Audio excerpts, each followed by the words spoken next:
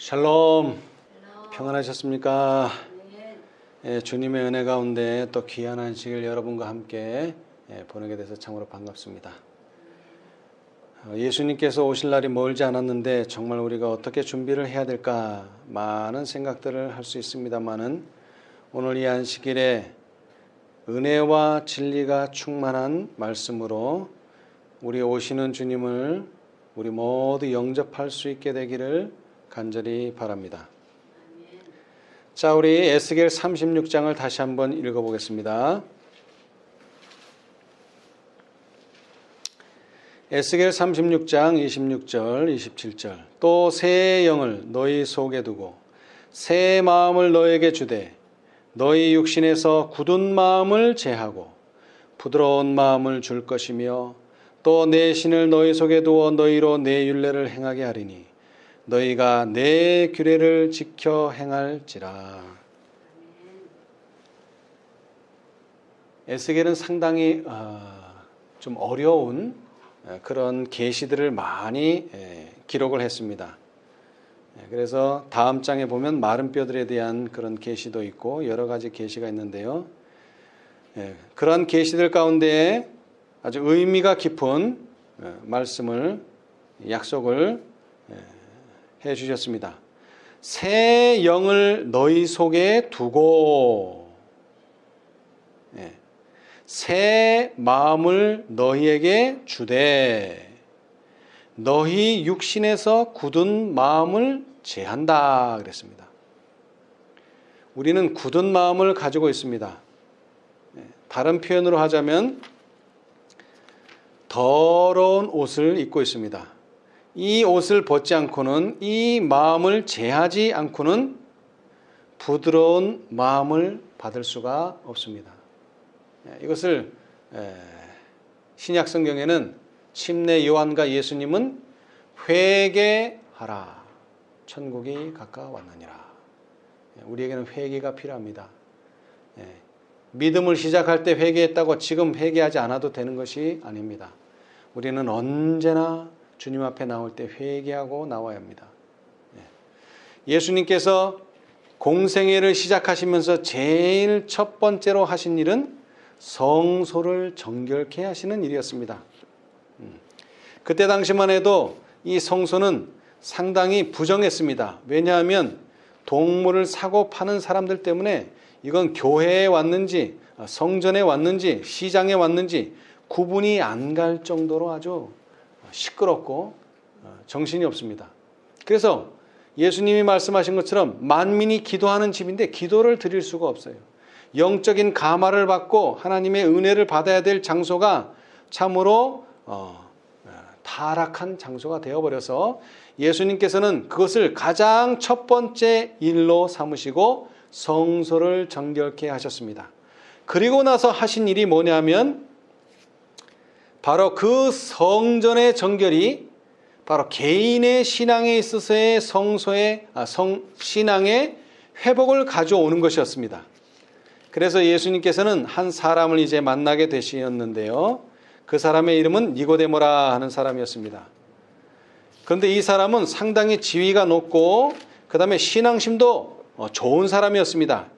그래서 바리새인으로서 그 사람은 존경받는 신앙인이었습니다. 그런데 예수님을 보게 된 이후로 예수님의 진리를 듣게 된 이후로는 이상하게 예수님에게 마음이 끌렸습니다. 그래서 이 니고데모는 예수님의 말씀을 들은 이후로는 메시아가 어떻게 오시는가 메시아에 대한 예언을 연구하기 시작했습니다. 그런데 예언을 연구하면 할수록 바로 예수라는 분이 메시아라고 하는 사실을 계속 깨닫게 됐습니다.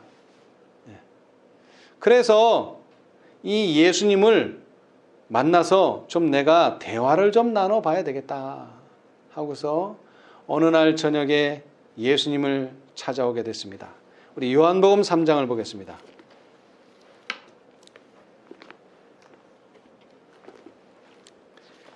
요한복음 3장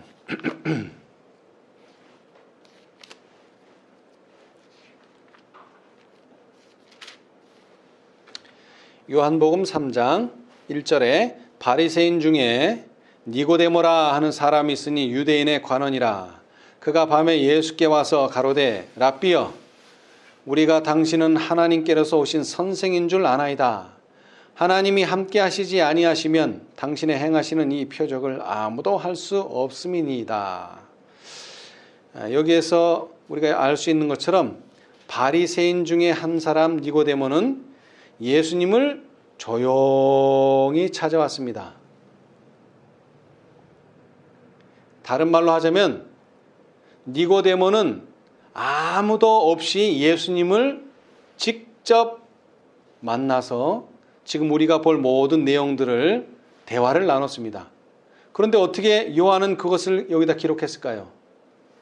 니고데모 혼자 만났는데, 바로 니고데모는 예수님이 돌아가신 이후에 요한에게 바로 이 사실을 알려줬습니다.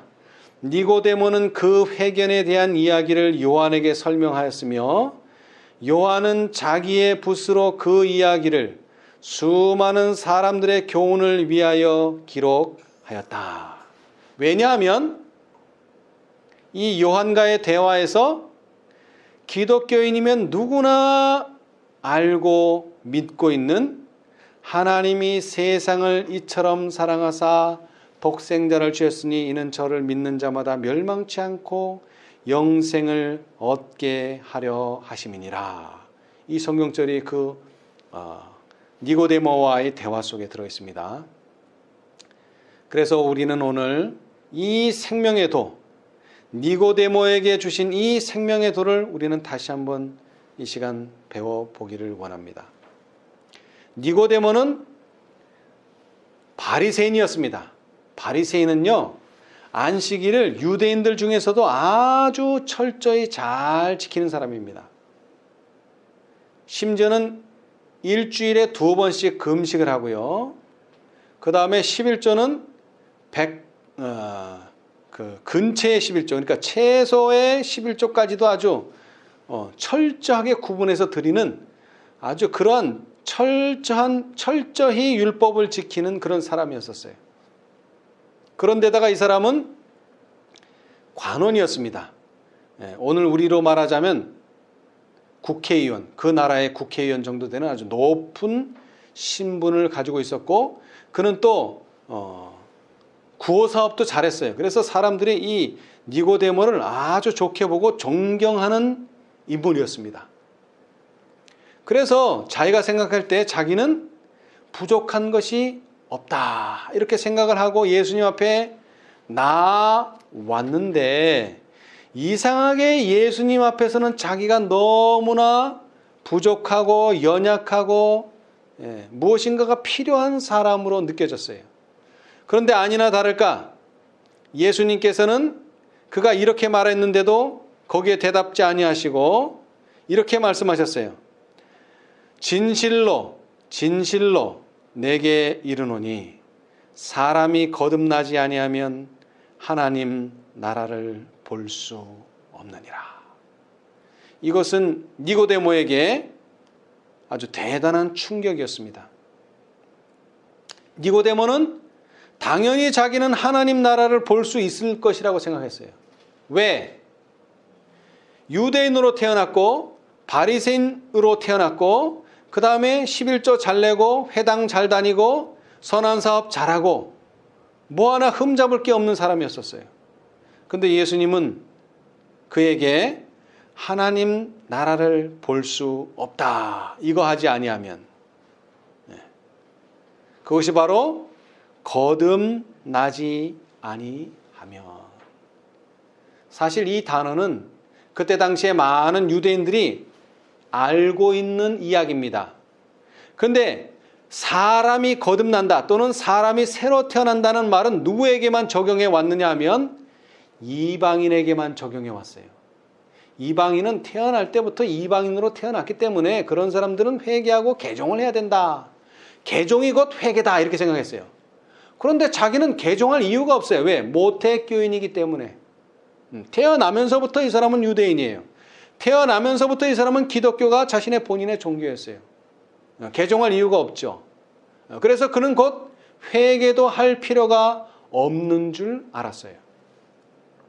그런데 예수님께서는 진실로 진실로 내게 이르노니 사람이 거듭나지 아니하면 하나님 나라를 볼 수 없느니라. 이 말은 그에게 아주 충격이었습니다. 그래서 그는 이렇게 대답했어요. 사람이 늙으면 어떻게 날 수 있삼나이까? 두 번째 모태에 들어갔다 날 수 있삼나이까? 이거는 육신의 이야기가 아니죠. 육신은 어머니의 뱃속에서 탯줄을 타고 영양 공급을 받아서 어머니의 배에서 나와야 되는데 내가 이렇게 태어났는데 육신적으로 또 어떻게 두 번째 모태에 들어갔다 날 수 있느냐? 어리석은 질문을 했어요. 그러자 예수님께서 이렇게 대답하셨어요. 진실로 진실로 내게 이르노니 사람이 물과 성령으로 나지 아니하면 하나님 나라에 들어갈 수 없느니라. 육으로 난 것은 육이요 성령으로 난 것은 영이니 내가 네게 거듭나야 하겠다 하는 말을 기이 여기지 말라. 바람이 임의로 불매 내가 그 소리를 들어도 어디서 오며 어디로 가는지 알지 못하나니 성령으로 난 사람은 다 이러하니라. 니고데모가 대답하여 가로되 어찌 이러한 일이 있을 수 있나이까. 니고데모는 상당히 나이도 있는 분입니다. 예수님 또래인지 예수님보다 더 먹었는지는 모르겠지만은 하여튼 니고데모는 나이도 있는 그런 사람이었어요. 왜냐하면 늙었다 그랬잖아요. 그죠? 사람이 늙으면 어떻게 날 수 있나이까. 그래서 그런 젊은 나이는 아닙니다. 그런데 그가 말하기를 그렇게 오랜 동안 모태교인으로 태어나서 신앙을 해왔는데 예수님이 거듭나야 되겠다는 말을 이해를 못합니다. 그래서 심지어 뭐라고 말했느냐 하면 어찌 이러한 일이 있을 수 있나이까. 부정적인 말을 했어요. 어떻게 이런 일이 있을 수 있습니까?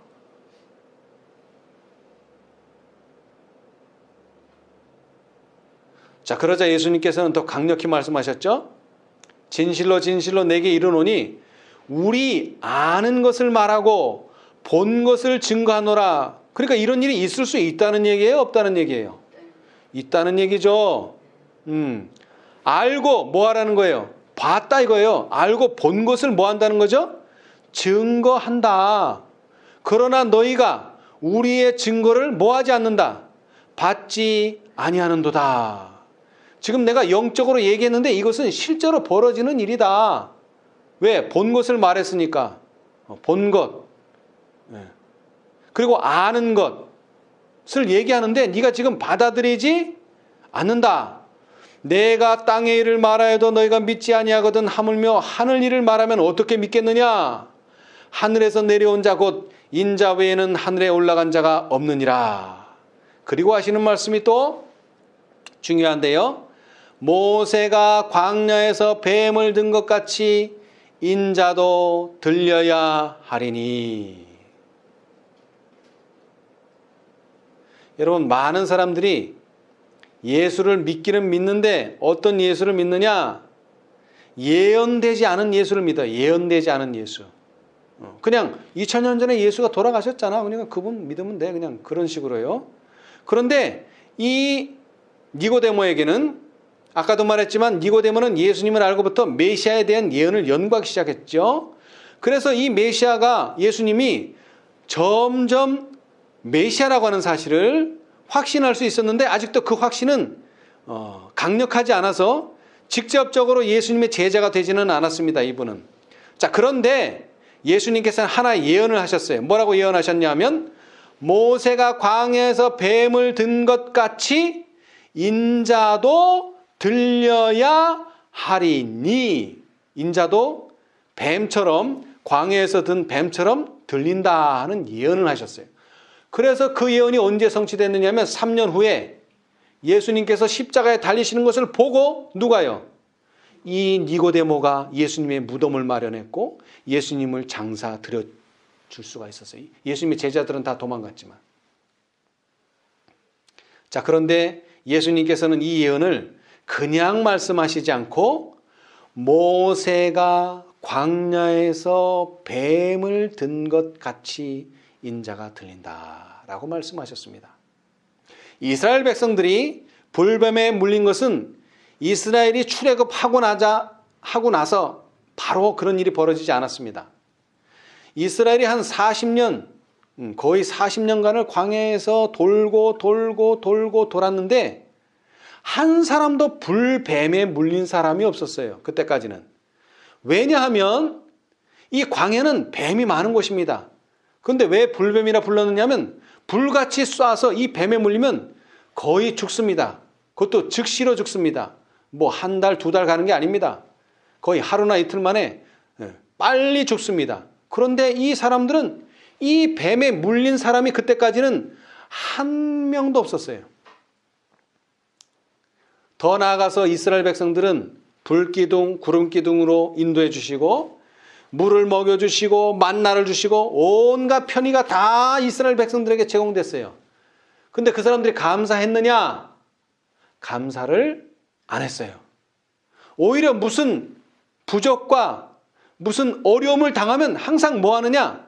불평해요. 왜 우리를 이렇게 했느냐? 왜 우리를 이렇게 했느냐? 우리가 저기 애굽에 살았더라면 이렇게 어렵고 힘들지 않았을 텐데. 불평만 해요.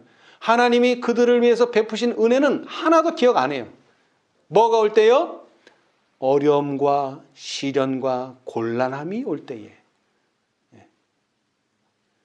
자, 그래서 하나님께서 뭐라고 말씀하셨느냐? 그러면 나의 보를 한번 거두어 보겠다. 그러자마자 불뱀들이 이스라엘 백성들을 괴롭히기 시작했어요. 자, 한번 보겠습니다. 우리 시대의 소망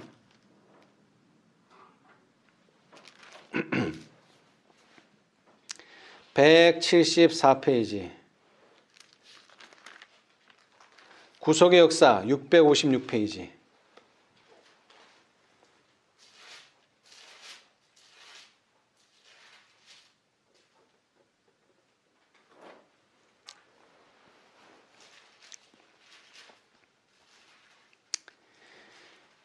자, 거기 구속의 역사 656페이지 왼쪽 단 두 번째 문단에 보시면 여기에 니고데모가 익히 알고 있었던 분야가 있었다. 들림을 받은 뱀의 상징은 그에게 구주의 사명을 명백하게 해 주었다. 이스라엘 백성들이 불뱀에게 물려서 죽을 때에 하나님께서는 모세에게 구리뱀을 만들어서 회중 가운데서 높은 곳에 올려놓으라고 지시하셨다. 그리고 전체 진중에 뱀을 쳐다보는 자는 모두 살 것이라는 말이 전해졌다. 백성들은 뱀 그 자체에 그들을 구원할 능력이 없다는 것을 잘 알고 있었다. 그것은 곧 그리스도를 상징하는 것이었다. 멸망시키는 뱀의 모양대로 만들어진 표상이 그들의 치료를 위하여 들린 것 같이 죄 있는 육신의 모양으로 나신 분께서 그들의 구주가 될 것이었다. 예수님께서 인간의 모양으로 오셨습니다. 육신의 모양으로 오셨습니다. 그런데 그 육신의 모양에는 그냥 육신의 모양만 있는 것이 아닙니다. 뭐가 있는? 죄 있는 육신의 모양으로 오셨어요. 죄 있는 육신의 모양. 그래서 그때 당시에 모세 당시에 뱀의 모양, 어떤 양의 모양이 아니라 뱀의 모양은 우리와 똑같은 오히려 우리보다 더한 아담과 하와를 타락으로 멸망으로 이끌었던 모양, 어떤 모양이죠? 뱀의 모양을 한 그 뱀의 모양을 만들어서 장대에 높이 달라. 이것이 예수님께서 여호와 하나님께서 모세에게 하신 명령입니다. 그런데 이와 똑같이 예수님께서는 죄 있는 육신의 모양으로 이 세상에 오셨어요. 다시 말하자면 그분의 외모는 우리에게 능력을 준 어떠한 것도 시사하지 않습니다. 그런데 왜 우리는 그 뱀을 쳐다보면 살 수 있을까요? 이스라엘 백성 중에 많은 사람들이 제사 그 자체에 그들을 죄에서 자유하게 하는 효능이 있는 것으로 생각하였다. 하나님께서는 구리뱀에 아무런 효능이 없는 것처럼 그 제물에도 아무런 효능이 없다는 것을 그들에게 가르치기를 원하셨다. 그것은 그들의 마음을 구주께로 인도하기 위한 것이었다. 마음을 어디로 인도한다고요? 구주께로 인도하기 위한 것이었다. 그들의 상처를 치료하는 일에나 그들의 죄를 용서하는 일에 있어서 하나님의 크신 선물을 믿는 믿음을 보이는 것 외에 그들이 할 수 있는 일은 하나도 없었다. 그들은 쳐다보고 살아야 하였다. 예. 자, 그들이 할 수 있는 일은 믿는 것인데 뭘 믿느냐? 하나님이 주신 크신 선물. 그 선물이 뭐라는 거예요? 장대에 달린 불뱀, 죄 있는 육신의 모양으로 오신 예수님을 믿는 것입니다. 여러분, 하나님께서 우리에게 어떤 선물을 주셨습니까?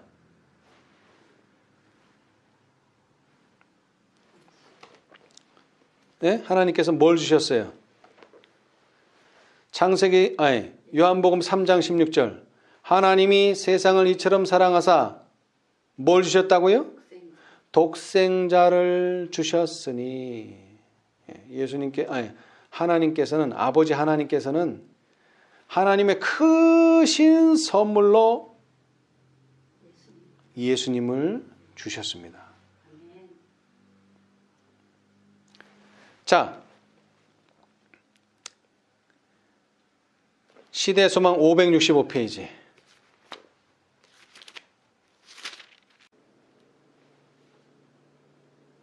아, 566이네요. 한 페이지 더 내려가서 저기 566이라고 써있죠?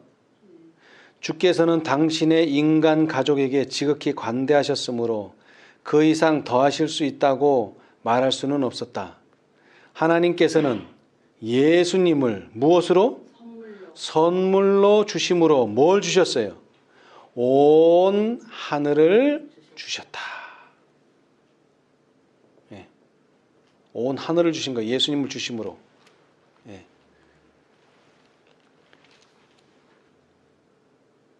자, 그 다음에 정로의 계단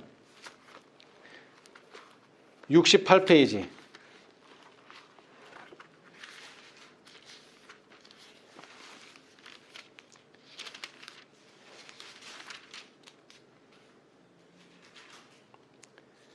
정로의 계단 68페이지, 구속역사 1729페이지 오른쪽 단 중간쯤에 보시면 하나님께서 당신의 아들을 무한한 선물로 주심으로 온 세상을 은혜의 분위기로 두루싸기를 마치 공기가 지구를 두루싼 것 같이 하셨다. 당신의 아들을 어떤 선물로 주셨다고요? 무한한 선물. 그러니까 아들을 주셨다는 말은 뭐를 주시겠다는 거예요? 인간들에게. 그 어떠한 선물도 다 줄 수 있다는 거예요. 제한이 없다는 거예요. 무한한 선물이니까.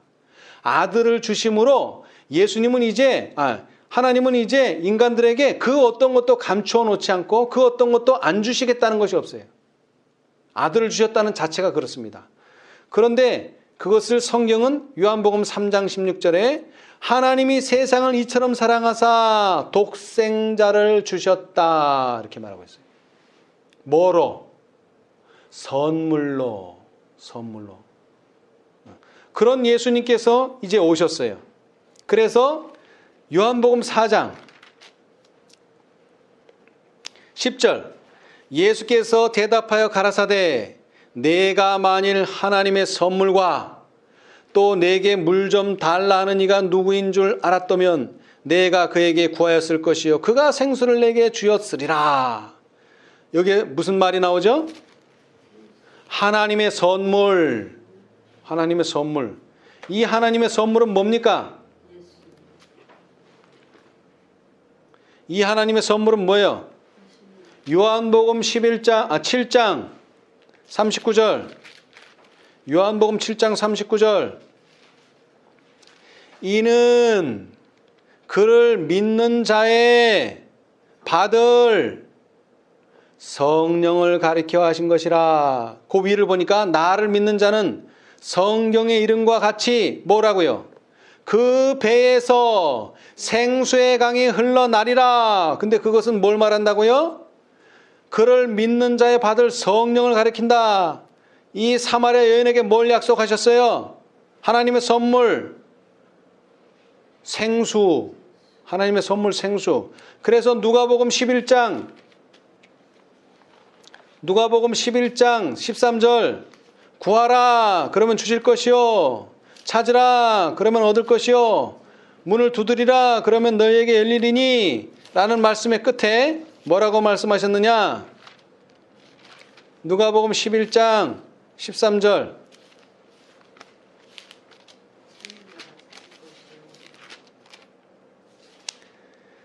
너희가 악할지라도 좋은 것을 자식에게 줄 줄 알거든 하물며 너희 천부께서 구하는 자에게 성령을 주시지 않겠느냐 하시니라.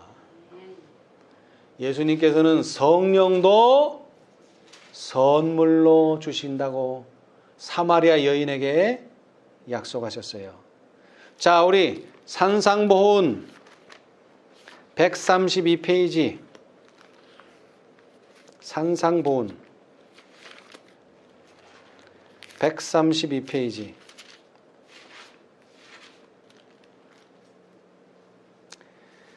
거기 오른쪽 단에 구속의 역사 1017페이지 오른쪽 단 첫 번째 너희가 인간이며 또 악할지라도 좋은 것을 자식에게 줄 줄 알거든 하물며 너희 천부께서 구하는 자에게 성령을 주시지 않겠느냐.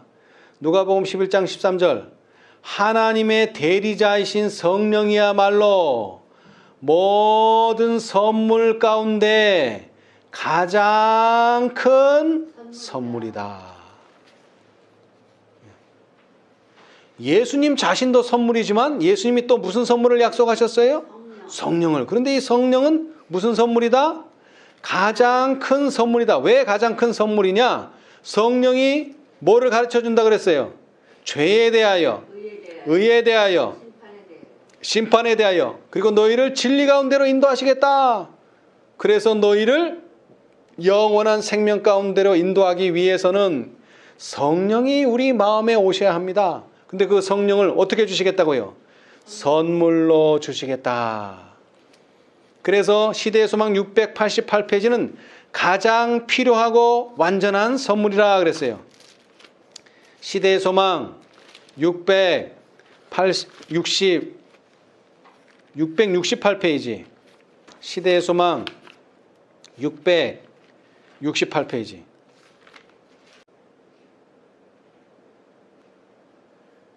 저 뒤편에 있네. 뒤편에. 예. 자, 뒤편에 그리스도께서는 자신을 희생제물로 바치기 전에 당신을 따르는 자들에게 가장 필요하고 완전한 선물, 즉 그들이 도달할 수 있는 은혜의 무한한 근원이 될 선물을 주려고 노력하셨다. 그게 뭐예요? 그리스도께서는 내가 아버지께 구하겠으니 그가 또 다른 보혜사를 너에게 주사 영원토록 너희와 함께 있게 하시리니 저는 진리의 영이라. 세상은 능히 저를 받지 못하나니 이는 저를 보지도 못하고 알지도 못함이라. 그러나 너희는 저를 아나니 저는 너희와 함께 거하시며 또 너희 속에 계시겠습니다. 내가 너희를 고아와 같이 버려두지 아니하고 너희에게 오리라 고 말씀하셨다. 이전에도 성령께서는 세상에 계셨으며 구속사업이 시작한 바로 그때부터 그분은 사람들의 마음을 감동시켜 오셨다. 그러나 그리스도께서 세상에 계실 동안 제자들은 다른 조력자를 바라지 않았다. 그리스도께서 함께 계시지 않게 되자 비로소 제자들은 성령의 필요를 느끼게 되고 그때에 성령께서 오실 것이었다. 성령께서는 그리스도의 대표자이시나 인간적인 개체로 계시지 않으며 따라서 자주 하신다. 다시 말하면 성령은 하나님이라는 뜻이죠. 자, 다시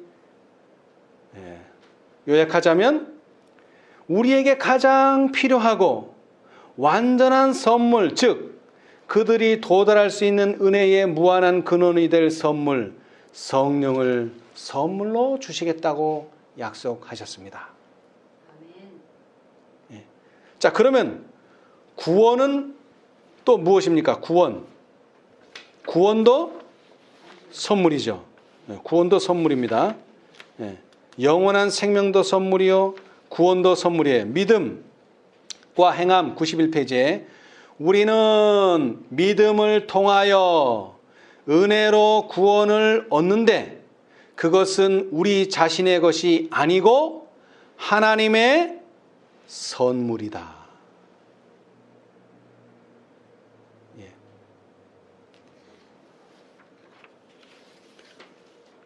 자, 예수 그리스도도 선물, 그분이 와서 소개하신 약속하신 성령도 선물, 그 다음에 성령의 인도하심을 받고 의와 죄를 깨닫고 진리 가운데서 영생을 얻게 되는 구원도 선물.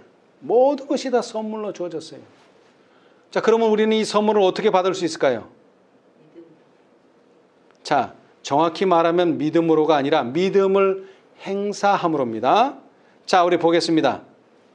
시대의 소망 175페이지.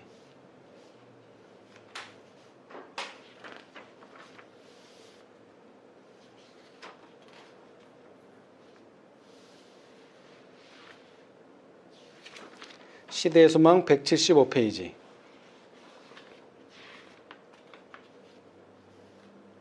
거기 오른쪽 단에 보시면 구속역사 656페이지. 니고데모처럼 우리는 죄인의 괴수로서 동일한 방법으로 즐겨 생명으로 들어가야 한다. 어떤 방법으로요? 믿음으로.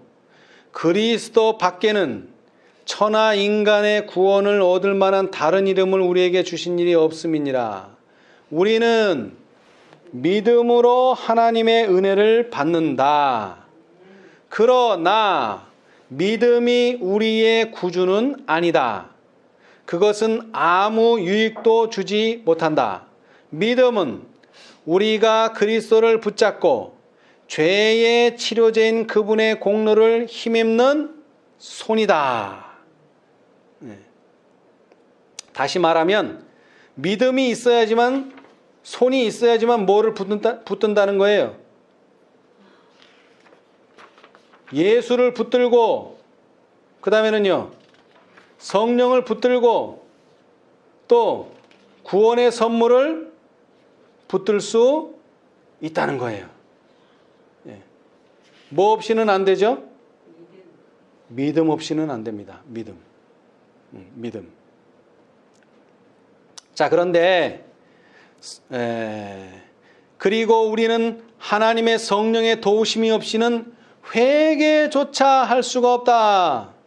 성경은 그리스도에 대하여 이렇게 말한다. 이스라엘로 회개하게 하사 죄사함을 얻게 하시려고 그를 오른손으로 높이사 임금과 구주를 삼으셨느니라. 용서가 분명히 그리스도에게서 오는 것처럼 회개도 그리스도에게서 온다. 이게 무슨 뜻입니까?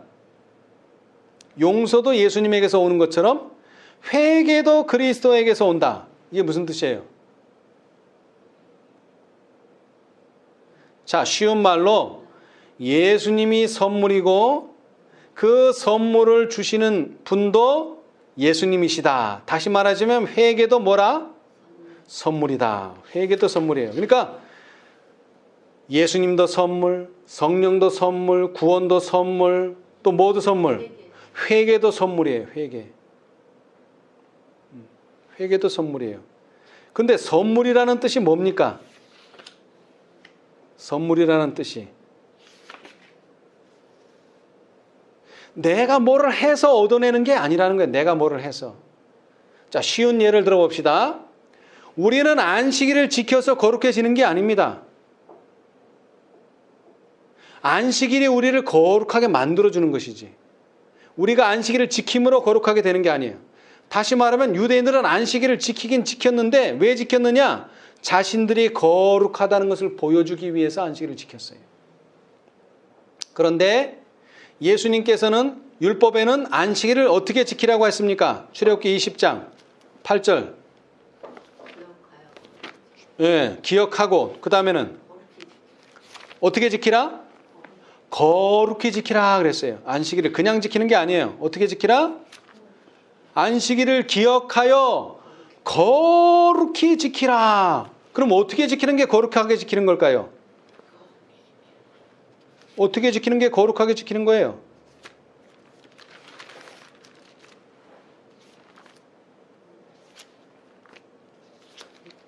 시간을 잘 엄수하고 하라는 것은 하고 하지 말라는 것은 안 하고 이렇게 거룩하게 지키는 거예요. 그게? 그게 아니면 뭐예요? 하나님과 함께. 예. 자, 예수님께서 38년 된 중풍병자를 언제 고치셨습니까? 안식일 날. 그 많은 날들 중에서 왜 하필이면 안식일에 그 병자를 고쳤을까요? 그 많은 날들 중에서 하필이면 다른 날도 평일에도 고치실 수 있으셨는데 왜 하필 안식일에 지키셨을까요? 안식일에 고치셨을까요? 자, 우리 시대의 소망 283페이지. 많은 유대인들이 안식일을 지키긴 지켰는데 이렇게 지켰어요. 안식일을 지키긴 지켰는데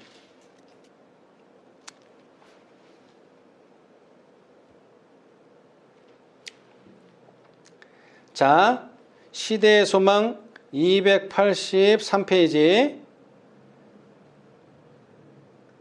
거기 오른쪽 단 구속의 역사 707페이지 오른쪽 단에 보면 유대인들이 중간에 하나님에게서 떠나 믿음으로 그리스도의 의를 자신의 것으로 삼지 않았을 때 안식일은 뭐라고요? 무의미한 것이다. 자, 그 말은 뭐냐면 그 위에 있어요. 그 위에 안식일을 거룩히 지키기 위해서는 사람들 자신이 거룩하게 되어야 했다. 거룩한 사람이 되지 않고서는 절대로 안식일을 거룩하게 지킬 수 없습니다. 그럼 우리가 어떻게 거룩해져요? 그들은 믿음으로 말미암아 그리스도의 의에 참여하는 자가 되어야 하였다. 믿음으로 그리스도의 의에 참여하는 자가 되지 않으면 절대로 안식일은 거룩하게 지킬 수 없습니다.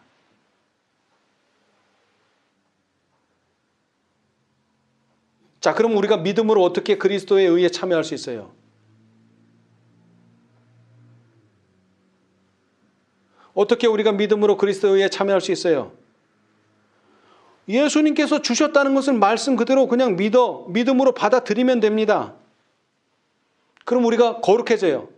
그러면 그 거룩함을 뭐라고 사람들은 부릅니까? 성경은 뭐라고 부릅니까? 그렇게 해서 거룩해진 것을, 말씀을 그대로 받아들인 것을 칭의. 와그너와 존스가 뭘 강조했죠?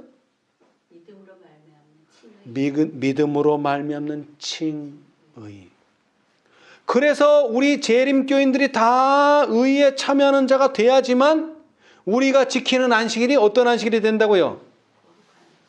너와 나 사이의 표징이 되는 거예요. 그때 비로소 우리가 의에 참여하지 않고 거룩한 사람이 되지 않고서는 절대로 이 안식일은 표가 되지 않습니다.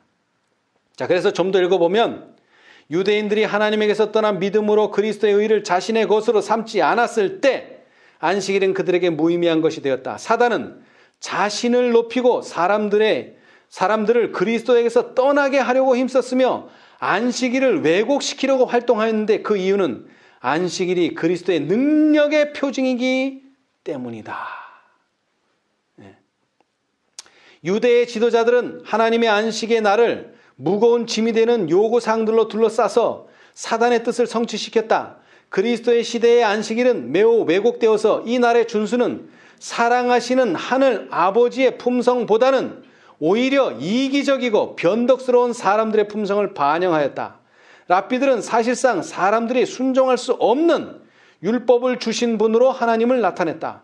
그들은 사람들로 하나님을 폭군처럼 여기게 하고 하나님께서 요구하신 안식일의 준수는 사람들의 마음을 오히려 강팍하게 하고 잔인하게 만들었다고 생각하였다. 이런 그릇된 관념을 없애는 것이 바로 그리스도의 일이었다.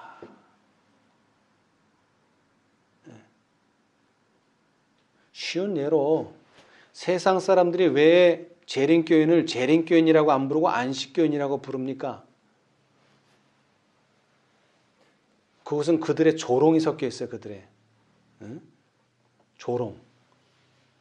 그래서 저 사람들은 하나님을 정말 사랑의 하나님, 은혜의 하나님으로 대변하는 것이 아니라 변덕스럽고 이기적인 그런 하나님으로 보이게 하는 거예요.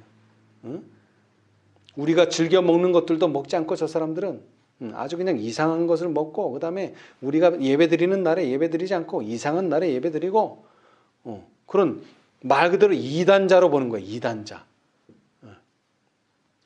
자, 그렇게 원칙을 지키는 게 맞습니까? 틀립니까? 원칙을 지키는 건 맞죠? 쉬운 예를 들게요. 어떤 사람이 화이트 부인이 호주 살 때 호주의 바닷가에 이제 살았는데 바닷가에서 고기를 잡아서 너무나 감사해가지고 여러 가지 도움을 많이 받아서 그 교회로부터 그리고 화이트 부인으로부터 그래서 생선을 한 상자 선물해 줬어요. 그랬더니 사람들이 우리 생선 안 먹습니다. 안 받으려고 그래. 그래서 화이트 부인이 그러지 말라고. 감사히 받으라고. 그래서 또 감사히 먹을 사람에게 또 나눠줬어요. 우리는 자칫 우리가 가지고 있는 원칙, 우리가 가지고 있는 율법은 너희보다 높아 하고 교만해진 마음을 표현할 때가 있어요. 꼭 교만해져서가 아니라 그런데 그 정신 속에는 뭐가 들었다는 거예요? 바로 그들이 믿음으로 그리스도의 의에 참여하지 않았다는 것이 들어있다는 거죠. 나는 수십 년 믿었는데 너 이제 들어왔어? 나는 목사인데 너는 평신도네? 나는 안식일 교인인데 너는 이제 천주교인이야? 그런 정신이 들어있다는 거예요. 근데 다시 말합니다. 자, 믿음으로 들어가는데 연수가 필요합니까? 믿음으로 들어가는데 자격이 있어요? 믿음으로 들어가는데 무슨 신분이 필요해요? 아닙니다. 그래서 혼인잔치에 비유해 보니까 악인들도 불러들였어요. 악인들도. 왜요? 왜 불러들일 수 있어요? 그 초청에 감사하고 초청을 받아들이면 악인들도 들어올 수 있어요. 악인들도. 우리처럼 되는데 시간이 오래 걸리는 게 아닙니다. 사람들은 우리처럼 되는 데는 수십 년 걸려. 내가 그래봐도 수십 년 동안 이 신앙을 해왔어. 재림 신앙을 해왔어. 아니요. 순간에 될 수 있습니다. 그래서 침례 요한이 뭐라고 전했죠? 회개하라. 천국이 가까웠느니라. 그러자 많은 사람들이 정말 회개하는 사람들이 나타났죠. 그런데 누가 회개를 안 해요? 바리새인들과 사두개인들이 회개를 안 해요. 왜? 나는 회개할 거 없다 이거지. 나는 성경도 잘 알고 하나님 말씀도 잘 알고. 그래서 요한이 많은 바리새인과 사두개인이 침례 베푸는 데 오는 것을 보고 이르되 독사의 자식들아 누가 너희를 가르쳐 임박한 진노를 피하라 하더냐. 그러므로 회개에 합당한 열매를 맺고 속으로 아브라함이 우리 조상이라고 생각지 말라. 내가 너희에게 이르노니 하나님이 능히 뭐로도 이 돌들로도 아브라함의 자손이 되게 하시리라. 여러분, 우리는 돌하고 똑같은 존재입니다. 돌보다 나을 게 없어요. 하나님의 능력이 만든 것이지 내가 그렇게 된 게 아니에요. 내가 수십 년 믿어서 이렇게 된 게 아니라고요. 여러분, 착각하시면 곤란해요. 그러니까 니고데모가 나는 거듭날 일이 없어. 저 이방인들이나 거듭나지 뭐. 나는 바리새인이고 나는 여태까지 수십 년간 신앙 잘해왔어. 그러나 예수님과 침례 요한에 유대인들에게 보내는 기별이 뭐라고요? 회개하랍니다. 회개하라. 회개하라예요. 오늘 우리가 받아야 될 기별은요. 회개하랍니다. 우리도 회개하라. 왜 회개해야 할까요? 왜 회개해야 할까요? 자, 그 이유를 제가 말씀드립니다. 자, 시대의 소망. 시대의 소망. 172페이지.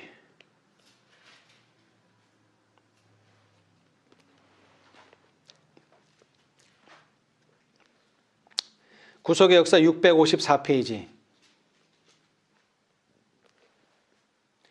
오른쪽 단 첫 번째 문단. 예수께서 계속해서 말씀하셨다. 육으로 난 것은 육이요 성령으로 난 것은 영이니 뭐적으로? 본성적으로 사람의 마음은 악하다.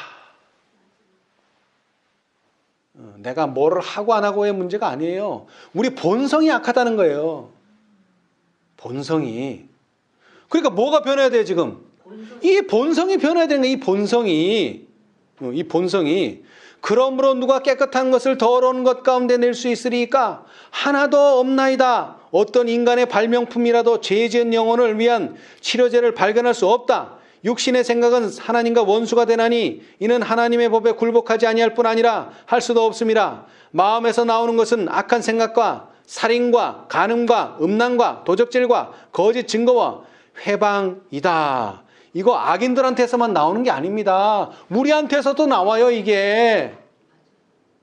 마음의 냇물이 맑게 되려면 먼저 마음의 샘이 정결하게 되어야 한다. 자기 자신의 행위로 율법을 지킴으로 하늘에 이르고자 힘쓰는 자는 불가능한 것을 하고 있는 것이다. 단지 율법주의적인 종교 곧 경건의 모양만을 가진 자에게는 안전함이 없다. 그리스도인의 생애는 옛것을 변경하고 개량하는 것이 아니라 본성을 변화시키는 것이다. 우리가 이거 하려고 지금 이 자리에 있는 겁니다. 그런데 그렇게 하려면 자신과 죄에 대하여는 죽고 전혀 새로운 생명으로 나오는 것이다. 이런 변화는 뭐의 효과? 성령의 효과적인 역사에 의해서만 이루어질 수 있다. 근데 그 성령을 어떻게 주시겠다고요? 선물로. 네.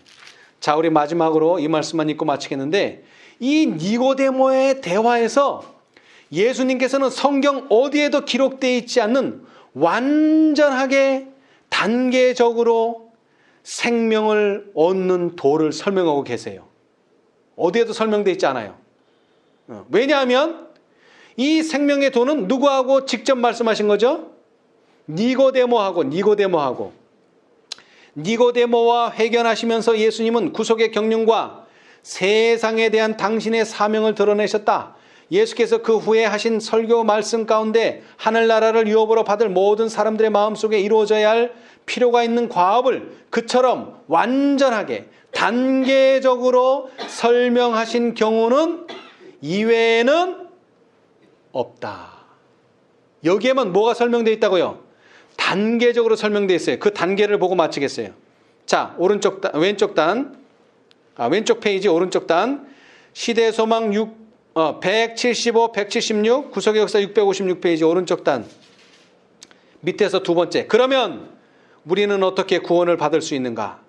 모세가 광야에서 뱀을 든 것 같이 인자도 들린 바 되었으니 뱀에게 속고 물린 자마다 쳐다보고 살 수 있다. 자, 누구한테 물렸어요 우리가? 뱀에게 물렸죠. 뱀. 그런데 그 물린 뱀을 쳐다보라는 거예요. 물린 뱀을. 왜? 왜 쳐다봐야 돼요? 그렇게 말씀하셨기 때문에. 보라, 세상 죄를 지고 가는 하나님의 어린 양 이로다. 십자가에서 비치는 빛은, 자, 잘 들으세요, 이제부터. 십자가에서 비치는 빛은 무엇을 드러낸다?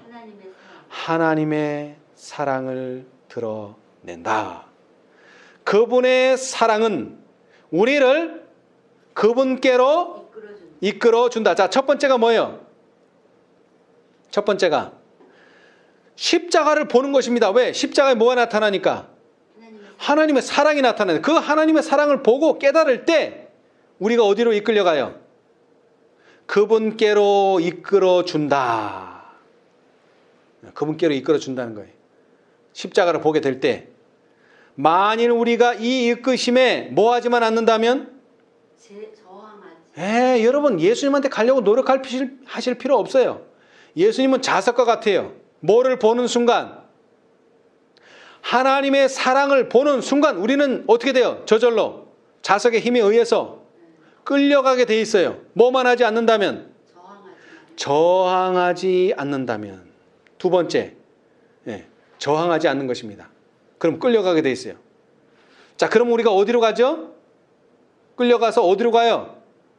십자가 밑으로 가죠. 십자가 밑으로. 구주를 십자가에 못 박게 한 죄를 회개하는 가운데 십자가 밑으로 인도함을 받을 것이다. 근데 인도함을 받으면서 뭐를 해요, 우리가?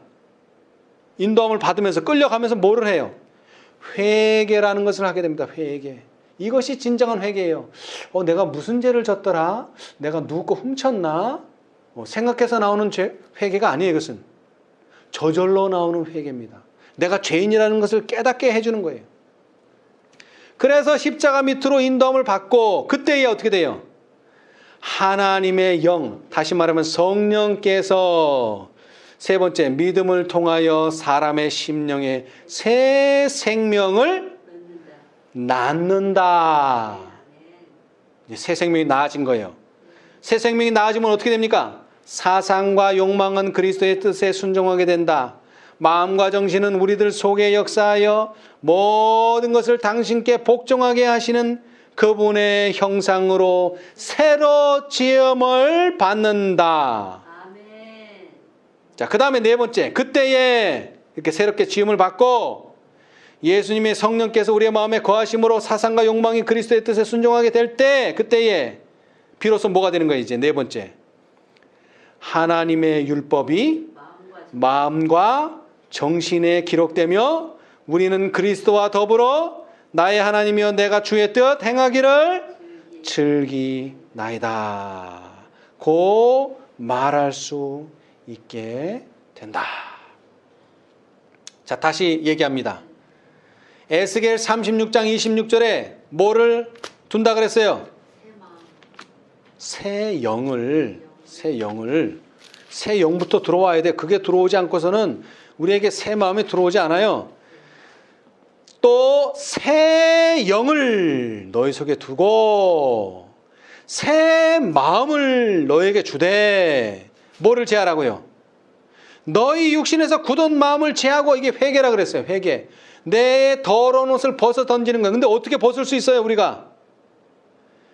그리스도의 십자가에 비치는 빛을 보고 그 빛에 저항만 하지 않는다면 우리는 회개하고 그 새 영을 받을 수가 있게 되는 것입니다. 아멘.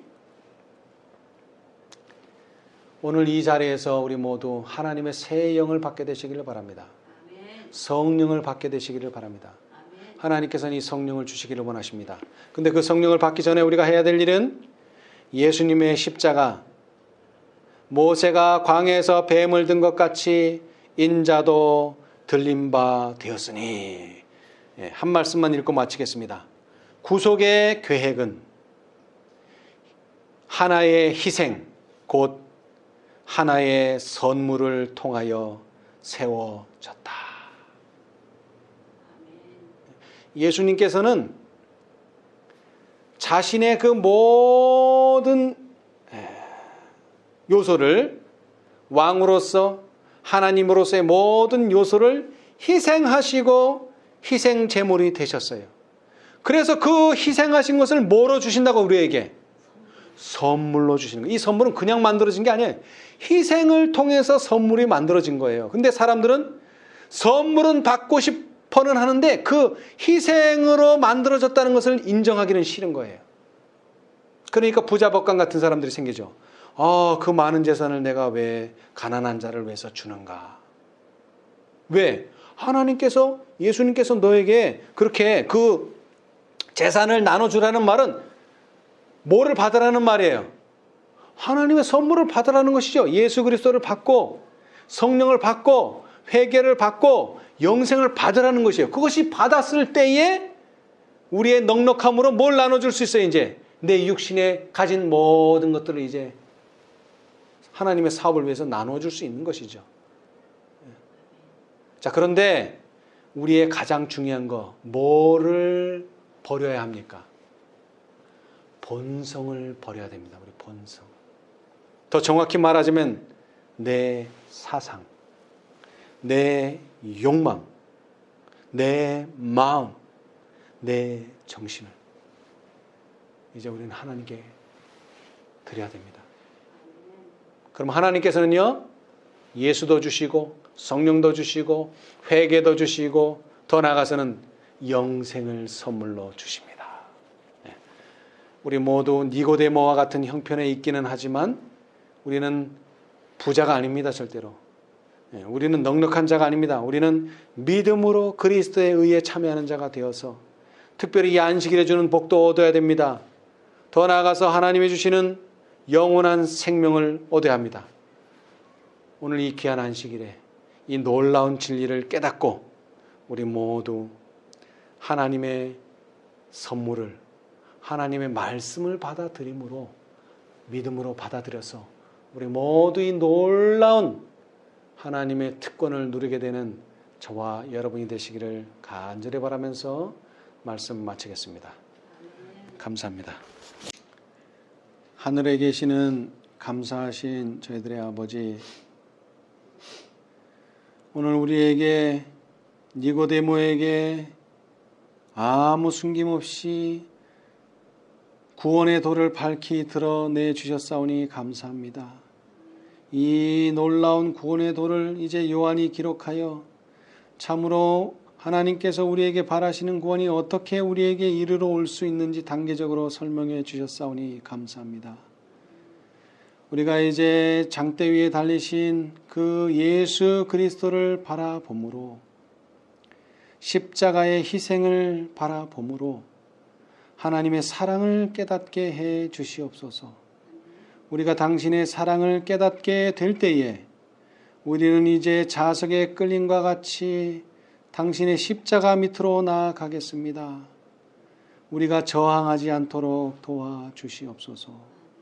우리가 저항하지만 않는다면 우리를 십자가 밑으로 인도해 주시겠다고 약속하셨사오니 감사합니다. 그리고 십자가 밑으로 나아가 회개할 수 있게 해 주신다고 하셨사오니 감사합니다. 은총과 간구하는 심령을 주시겠다고 약속하셨사오니 감사합니다. 이제 그렇게 우리가 주님 앞에 나아가게 될 때에 주님께서 우리의 마음에 새 영을 주시겠다고 약속하셨사오니 또한 감사합니다. 하나님의 영 성령께서 우리의 마음에 역사하여 주시고 우리의 본성을 드러내실 때에 이제 저희는 이 본성을 버리기를 원합니다. 우리의 사상과 우리의 생각을 사로잡아 주시고 우리의 마음과 생각을, 정신을 예수님의 정신으로 삼아 주시옵소서. 그렇게 될 때 비로소 저희의 마음에 당신의 율법이 새겨진다고 말씀하셨습니다. 그리고 그 새겨진 율법을 즐겨 순종한다고 말씀하셨습니다. 주님, 이러한 순서들을 좇아 우리가 참으로 하나님의 백성으로 거듭나는 귀한 경험하게 도와주시옵소서. 물과 성령으로 거듭나는 자들이 하나님의 나라에 들어갈 수 있다고 하셨사오니 그 방법대로 되기를 원합니다. 주님, 우리 고개 숙인 모든 형제자매들, 또 이와 함께 우리와 함께 진리를 같이 하는, 또 뜻을 같이 하는, 또 하나님의 말씀을 듣는 당신의 자녀들 기억하여 주시고 모두 다 이와 같은 방법으로 우리의 본성이 변화되고 하나님의 영광을 우리를 통해서 드러내시겠다는 약속의 말씀이 저희의 품성에서 이루어지도록 축복하여 주시옵소서. 그리하기 위하여 우리가 당신의 말씀만을 믿는 믿음을 갖고자 하오니 주님 도와주시고 우리의 마음속에서 유혹받는 의심과 불신의 마음을 다 제하여 주시고 오로지 믿음의 말만 할 수 있도록 주님 축복하여 주시옵소서. 이 놀라운 경험을 매일매일 함으로 매일매일 주님과 동행하는 생애 살게 하여 주시고 짐승과 그의 우상과도 싸워 이길 수 있는 우리의 믿음이 되도록 축복하여 주시옵소서. 이 모든 은혜 베푸심을 감사하며 예수님의 이름으로 기도드리옵나이다. 아멘.